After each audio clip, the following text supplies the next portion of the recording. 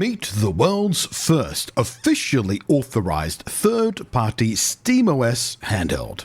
And it opens a door I've been waiting on for literally years now. Soon I might just be able to actually seriously kick Windows in its glass, at least for gaming. Hitting shelves in a couple of months' time, sometime in May, Lenovo will become the only, or at least the first, company outside of Valve to ship a handheld gaming PC with the previously Steamdeck exclusive OS, SteamOS. Yes, Linux nerds, I know what you're about to say. Try not to tangle up your panties just yet with pedantry. And the device will be churning along on one of AMD's newly announced at CES yesterday, mobile APUs, the next generation of chips designed especially for devices just like this.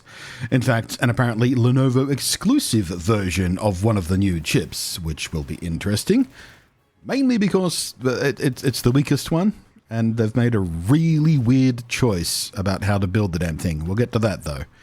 Hello again, I am Blunty, and I'm going to assume that anyone clicking on this video doesn't need an intro or explanation into Valve's home-cooked Microsoft Windows alternative for gaming.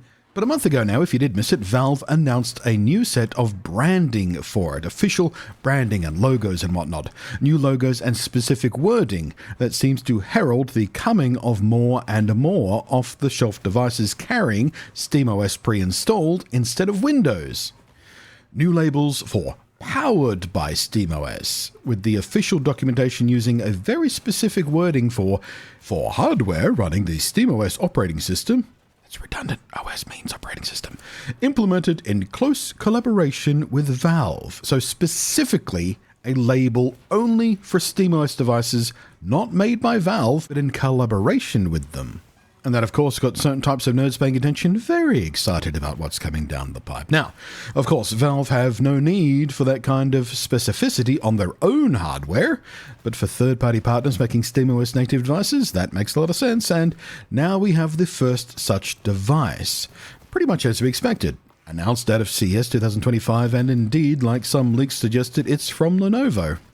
There's several other device rumors too, mostly revolving around some more Valve-produced SteamOS hardware products to stand alongside, but not specifically replace the Steamdeck, like maybe a console-like device, and maybe, almost certainly, a VR device. But as I record this, we're still waiting on any official word on those, so I'm going to not dig into the speculation. At least not in this video. We're also still waiting on Valve to finally deliver on their years-old promise to make an official version of SteamOS and an installer for people to put on their own hardware. And we might just be getting real close to the first peek at that as well. And yes, once more, Linux nerds, I know what you're typing already. And don't worry, we'll talk about it later. Point is, considering the massive pain in the ass Windows 11 has been recently to gamers specifically, with several updates in the last year alone having to be held and recalled and stalled for numerous issues, bugs, massive performance issues for games, sometimes breaking even the ability to launch certain games for crying out loud, other times even managing to soft brick some people's PCs. Windows 11 has been a friggin' disaster in the last year alone, and we're pretty friggin' sick of it. Combine that with Microsoft's ever more gross use of vomiting ads into our windows and extreme privacy invasive use of so-called AI to constantly screenshot people's desktops every few seconds and the like, and you get a whole bunch of gamers more ready than ever for a proper, legitimate, fuss-free alternative to Windows for gaming to finally break the basic monopoly Windows have had forever, and the gamers' feeling of being trapped within Windows if we want to game without compromise, at least. Unfortunately, at least according to reporting from The Verge, Lenovo is currently the only partner for a SteamOS hardware device. There are no other third-party SteamOS devices currently in the works, but Griffeus, a product designer at Valve, has apparently hinted that Valve is close to publicly releasing a new beta of its SteamOS that might, possibly, start working on other handhelds as well, and presumably, hopefully, our own custom rigs. We do know that Valve has already been working on at least some level of support for an existing handheld, the Asus ROG Ally, a device I own and for which I already have a fresh drive standing by to test SteamOS when and if it arrives in any official capacity for that device. But Lenovo's new SteamOS handheld is a lighter and more streamlined sibling to the Lenovo Legion Go. And it is simply called the Lenovo Legion Go S. Imaginative, isn't it?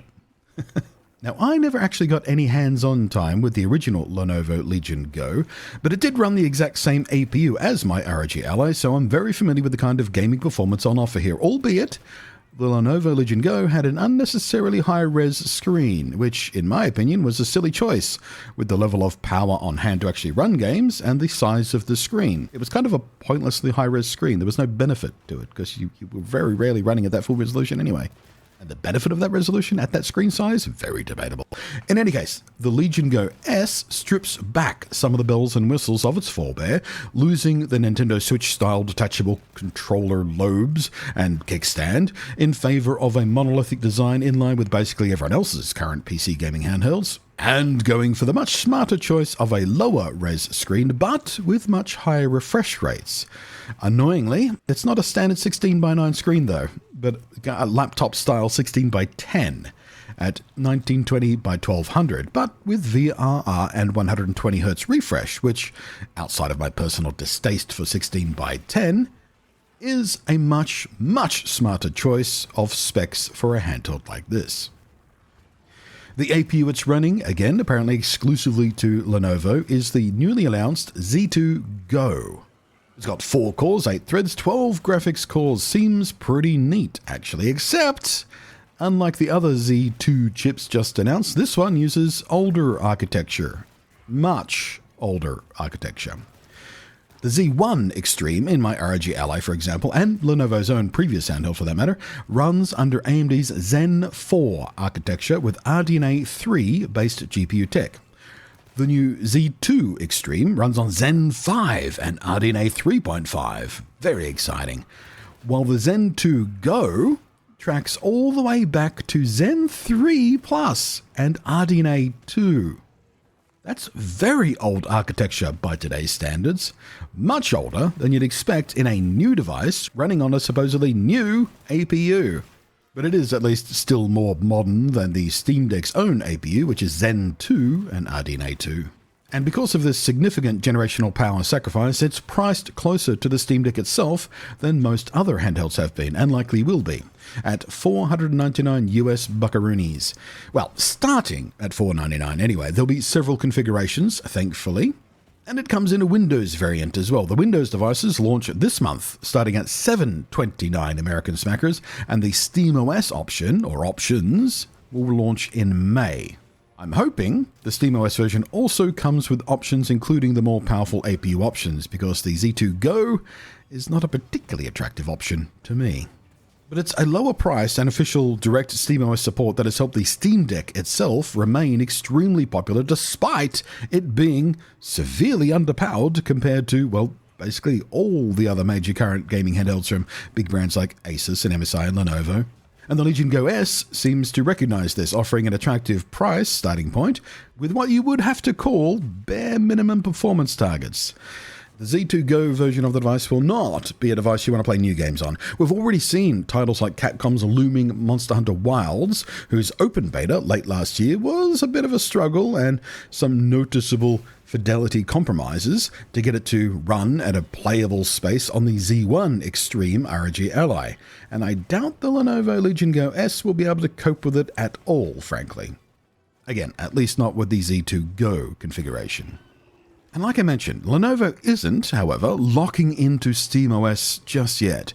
There will be versions of the Go S using Windows, and it will launch before the SteamOS version does, and it will be more expensive. So this is pretty clearly, to me, a market experiment. Valve chose to work with a single partner who were already working on a Windows-based device. So they chose one partner and one device, a device the manufacturer will also offer with Windows just in case, for their own securities, I suppose. And apparently this is a pretty late thing too. The Verge is reporting that the corporation is just a few months old. And the SteamOS version for this device still needs noticeable work before release, hence it's releasing like a couple of months after the Windows version. This is no doubt a test for both how smooth it is for Valve to work with a third party on hardware they don't control, and for Lenovo to see how their customers react to offering up such a device. Personally, I kind of hope it's an amazing device because I'm really not a fan of Windows. I want SteamOS to penetrate further into the hearts and minds of the gamers. I do feel stuck with Windows, trapped by it, both as a gamer and a content creator especially. I've kept a close eye on the progress of SteamOS for years now, waiting extremely patiently, Valve, for the day it's an option with limited or even zero serious compromises for how I work and play. We're still not there yet. We're still seeing big issues with it, certain games that just have massive problems or just don't work at all, usually because of some kind of anti-cheat. But I am about to slap together a new spare parts machine to try out yet another SteamOS imitating Linux distribution and see how things feel. And hope very hard that the beta for an official SteamOS version for user-defined hardware builds arrives, as some expect it to, within the next 3 months. And when that happens, like I said, I've got a drive ready and waiting for my ROG Ally, and I'll have this other machine I'm just building sitting ready to try it out too. And yes, Linux nerds, I know about the alternatives. I know about them. I just mentioned it. But there is something that will be very comforting for the average non-Linux nerd type user, or non-super nerd user in general, really, when we have an officially Valve-supported SteamOS installer, and it arrives and people can use it pretty much like they expect to install Windows, and it just sort of starts up and works, and you're presented with that sort of very console-like interface ready to go with Steam and your Steam library just ready to go there. No confusion about different environments or different distros and all that kind of stuff. That's the point of it. Something Linux-based designed for streamlining the gaming experience and making it as fuss-free and as friction-free as the Steamdeck is. You can just pick it up and it's familiar and you can use it, but for your own hardware, or at the very least a wider selection of much more powerful gaming hardware. And still carrying the weight and security of being supported by a company the size of Valve itself. Not some rando Linux distro controlled by who bloody knows who, and the endless hyper-nerdy arguments about Linux distros and whatnot. And I know, once again, I know, Linux nerds, your heart is in the right place. You're passionate about this. We get it. I see it. We all see it. I'm a huge nerd too. Believe me, I don't intend to demean you, as I call you Linux nerds all video long with my little snips and asides. But if you could see how you people act as viewed by the average gamer's perspective, you do make it extremely, frankly, unpleasant and very confusing to try and dive into Linux as a gamer. You do work against your own goal of making Linux more accessible, more inviting, more pleasant to use in so many ways. But you get a unifier like Valve behind it, and Valve SteamOS promises a much less friction-filled choice for all of that.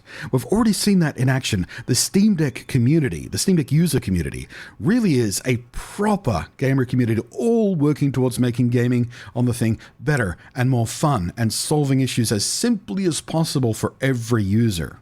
Because unlike people who use Linux on their desktops for gaming, a lot fewer Steamdeck users are nerds who are familiar with the desktop environment for Linux and the command line fixes and all that kind of stuff. They just want to pick it up and have it work. And a device like the Legion Go S is just one more step toward a gaming future without the ankle and wrist bruises from Microsoft's friggin' shackles, or having to choose an underpowered gaming device to escape it. So I really would suggest to start paying close attention to what's going on with SteamOS and the Lenovo device and all of that sort of stuff. Get behind it, just on principle alone, because I don't imagine I'm very much alone in my frustration with Windows and Windows 11 specifically. Yep, that's my say. Thank you for listening. I am Blunty, and we'll catch you next time. And thank you, as always, to the wonderful patrons.